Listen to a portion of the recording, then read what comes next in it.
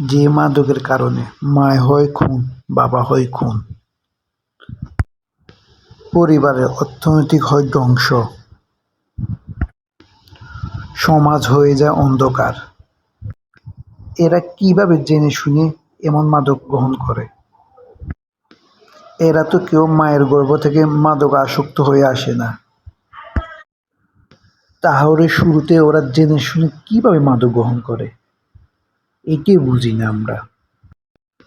আর যারা মাদক বিক্রি করে তাদের কি মনুষ্যত্ব নাই? তারা কি মানুষ না?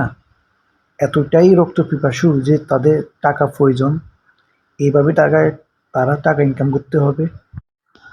এই যে দেখেন না, একটা চোর কি অবস্থা, চোরা ধরা খাওয়ার পর ছাড়ি দিছে, তারপরে মাদক সহ আটক।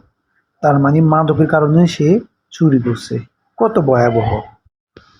আসেন আমরা জনগণরা আজ থেকে মাদককে না বলি, সমাজকে সুস্থ একটা পরিবেশ দিই। আমরা জনগণরা মাদককে না বললেই সম্ভব বাংলাদেশে মাদক মুক্ত করা।